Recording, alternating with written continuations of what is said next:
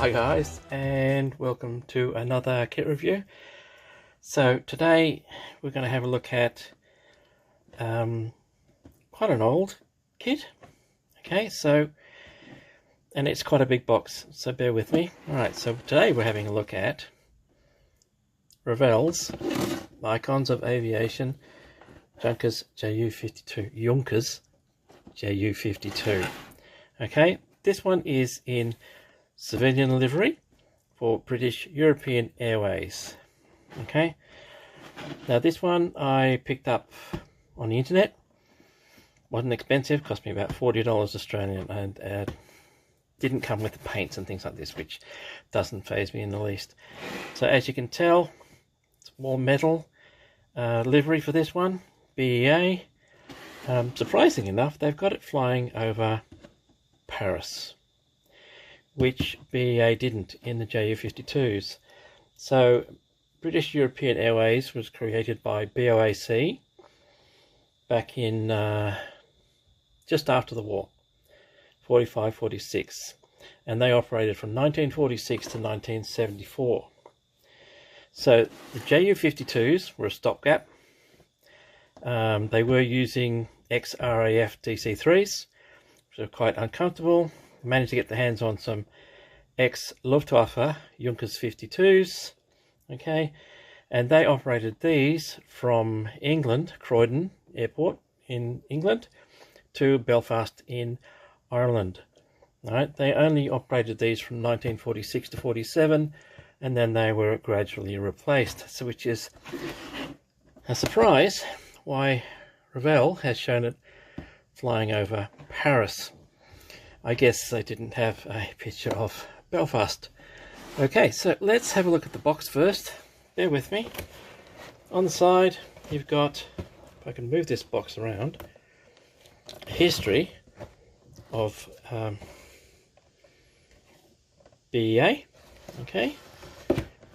And on the other side, you've got, get this around here, usual warnings, cautions.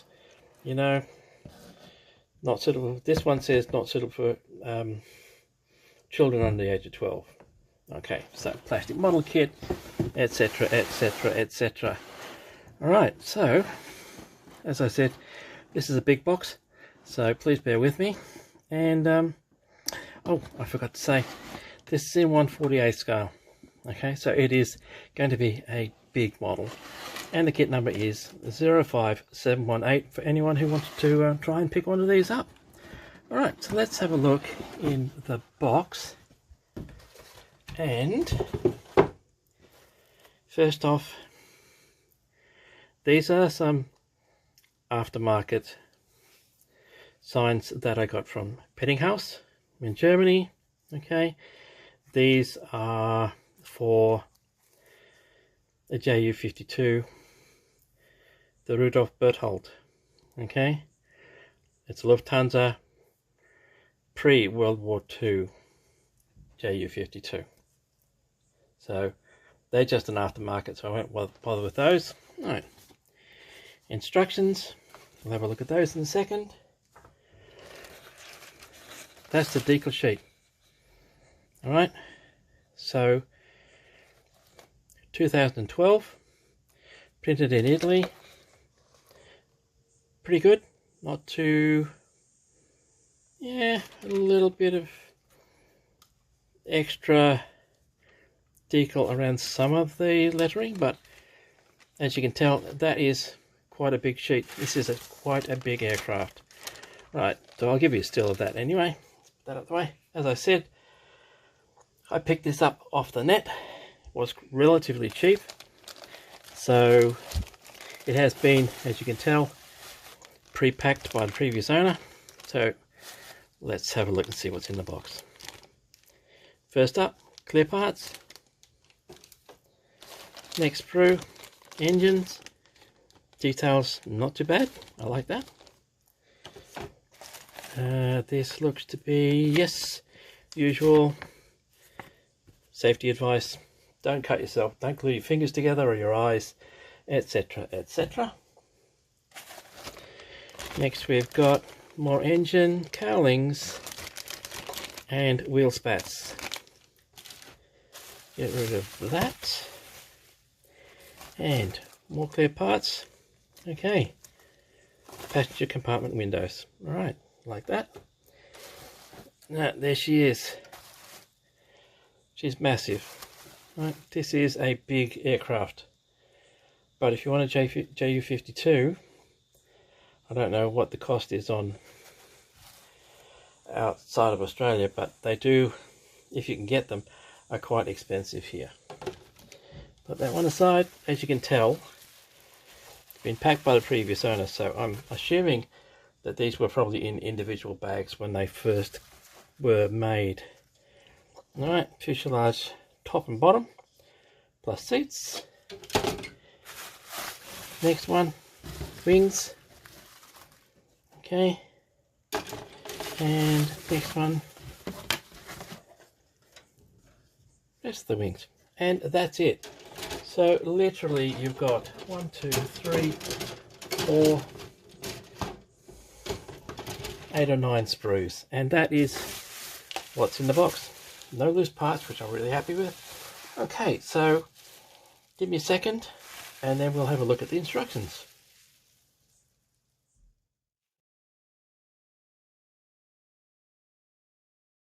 Okay, so let's get rid of this box. They can sit over there. Let's have a look at the instructions. Okay, so this is Revell's Icons of Aviation.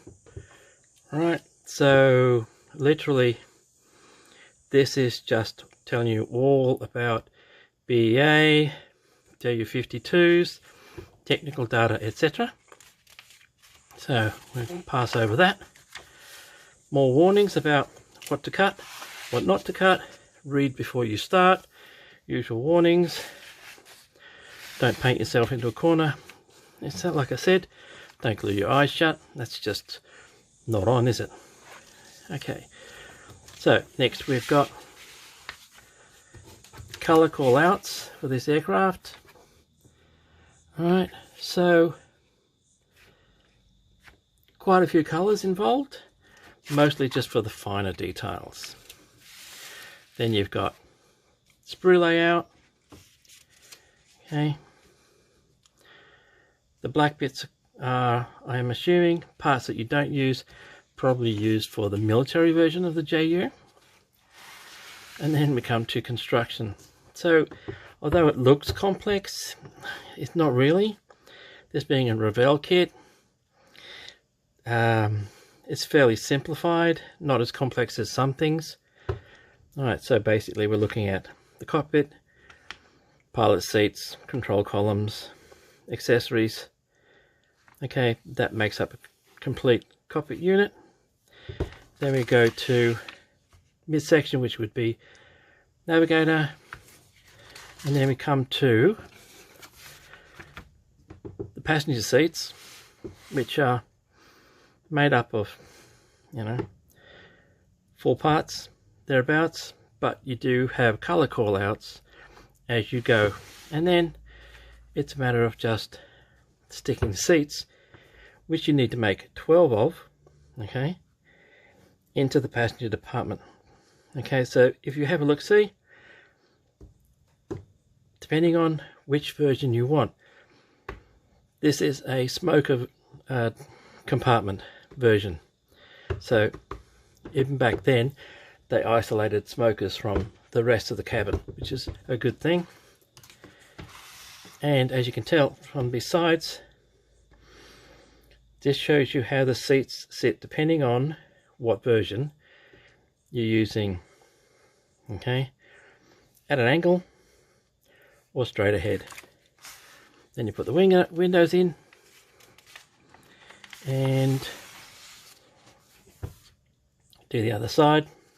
Okay, and then basically you've just got the 2 fuselages going together with the cabin main, and then you've got top and bottom. Alright, so up here, there's your bottom part, top part, So you will need to paint this bottom, top and sides before you put the whole thing together. Otherwise you'll look through the windows and all you'll see is grey plastic. And then we go on to actual constructing. Put the wings together, glue the wings on the fuselage, tail. Not sure what that means, but I'm assuming that is time, how long you should wait for it to glue. Wheel spats and tyres, and then we go on to attaching the undercarriage, fixed undercarriage on the JU, and then just carry on. Parts not used, and then we get on to the engines. So we'll have a look at the engine detail when we have a look at the sprues. Exhaust pipes, that will be a complex, yeah, fairly complex. Remember that this aircraft has 3 engines, okay? So a bit of work in that. Cowlings go on. Engine cylinders get attached to front of the wings, and then aerials, etc., go on the bottom. Exhausts, okay, classic Ju-52 ailerons. And then you can put the door on, closed or open. You even get a ladder. Once that's all done, you put a couple more bits and pieces on the wings. Canopy goes on, which is a good thing because the canopy goes on almost the last. Okay, and then ta-da, propellers. So that makes it quite easy to paint, because propellers and canopy going on last means that you can virtually paint the entire aircraft without having to mask off the canopy. And then markings. Okay, so the whole aircraft was in bare metal. Fairly simple. If you wanted to, you could almost cheat and not paint the airframe at all, because it does come in a kind of grey aluminium colour. But to be accurate, you would definitely want to paint this one up. It would be spectacular in bare metal. Okay, and that's basically it. You've got Gatwick 1947, Croydon 1948, and alternative decals. As I said, I got some aftermarkets to make this into a pre-war German Lufthansa Junkers Ju-52. And that's the instructions. Fairly straightforward, not too complex. Patience, dry fitting, as usual. Just take your time, and I will give you a still of this anyway. That tells you and gives you a good indication of how big this aircraft is once it's constructed. Okay, so let's put those aside and we'll have a look at the sprues.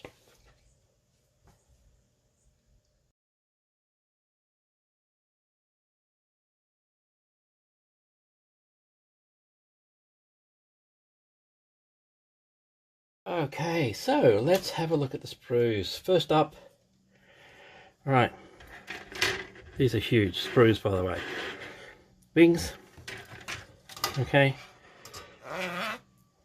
you can tell by the sound, some really nice corrugated metal texture on these. Details pretty good, even on their ailerons, flaps, etc. These parts here, if you want to make it a military aircraft for paratroops, but this is going to be a civilian, either whether it's going to be a Lufthansa or BEA, it's going to be a civilian. And then you've got internal cabin details. Okay, and this is right top and bottom wings on that sprue. and the other sprue is virtually the same. So put that one aside.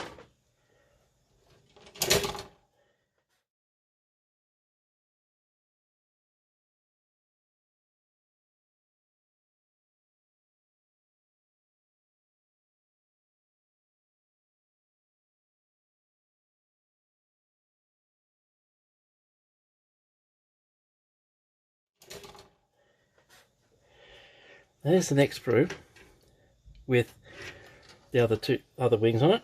Okay, same again, really nice detail.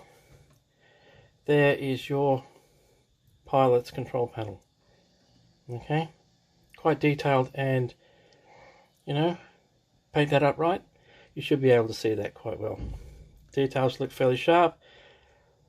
That looks okay. That's for your pilot's control panel, control wheel, propellers, and your wheels. Okay, but I will give you stills on all these anyway.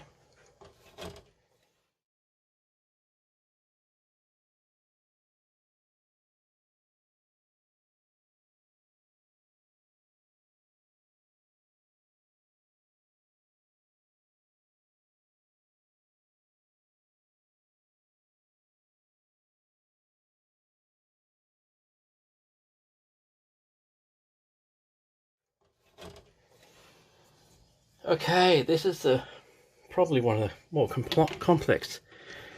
Alright, so you've got top of the aircraft, okay, corrugated texture on that.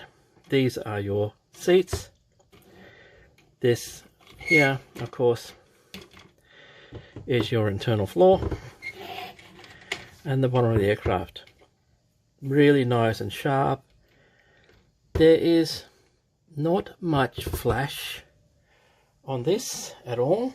A little bit of flash on the actual sprue, but nothing that I can see untoward. Turning that over. Alright, so don't worry about those. Those are for actual aircraft parts. There's your internal walls, which depending on what configuration you may have to remove, and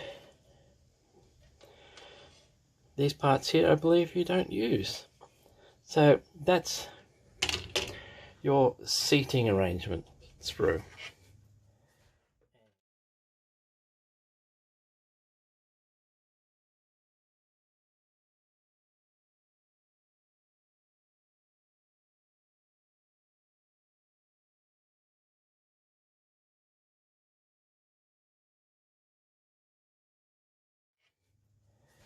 And next we've got this one. Alright, so as you can tell, these are your fuselage halves. Internal bulkheads with some really nice detail. Pilot seats, okay, really sharp. As again, not much flash, I like that. Internal detail, fairly barely minimum, but then again, you're talking about a 1930s civilian aircraft, so nothing really fancy in those anyway. Pilot cockpit has some quite nice side detail on it anyway. So that's basically it. And what will we have a look at next?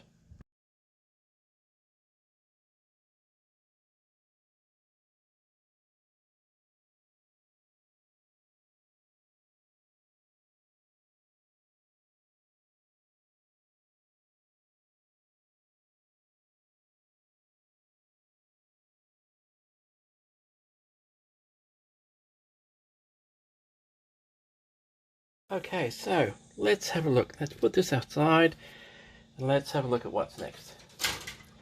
Next, I think, will be the clear parts. Alright, so there we are. Cockpit. Okay, and side windows looking very sharp, very clear. That's a piece that was loose in the bag. Alright, so not too bad. I'll give you close-ups of these anyway. And then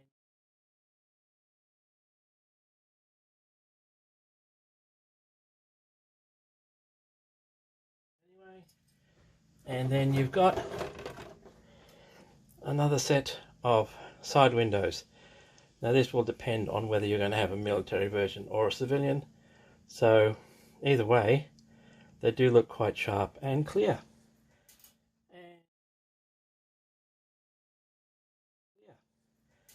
And then that brings us to the engines. There we go. Alright, these are very fine.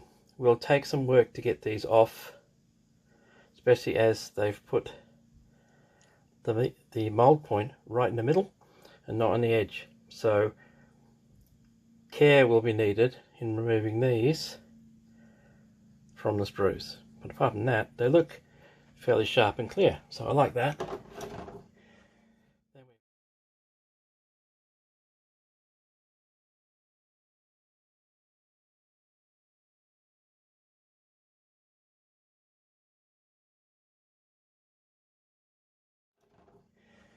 Then we've got wheel spats. A little bit of flow marking in the wheel spats from the paint. From the mold. But once they're painted, you won't notice it. Again, connections to the sprue here, quite heavy. So a bit of care, should be fine. Then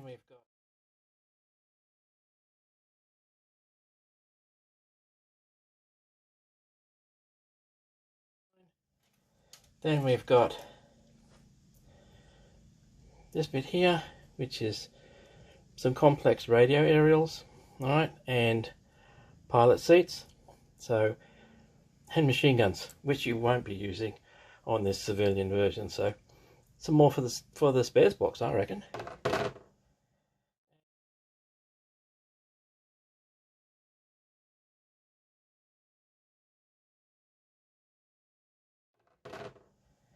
And then we've got, okay, so this part here I believe you're not going to use, and then you've got your engine cowlings, forward engine cowling, a bit of flash on this one, that'll need a bit of a clean up, but and that's your Pitot, whichever way you say it. That's got 3 connections. That's going to be a tricky one to get off without breaking.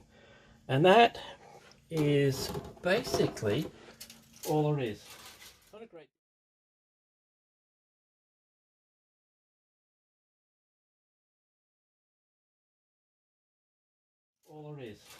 Not a great deal to it, but quite a large aircraft. So there you have it. Revell's Icons of Aviation, Junkers Ju-52, civilian livery, BEA, 1/48 scale. And if you can pick one of these up and you've got space on your shelf, because again, I have to emphasize this is a big plane, definitely worth picking one of these up. I don't have the space at the moment, but I'm working on it. So when I get the space, I'll build this thing. Okay, alright, that brings us to the end of another one. Thanks for watching. As usual, catch you next time. Cheers.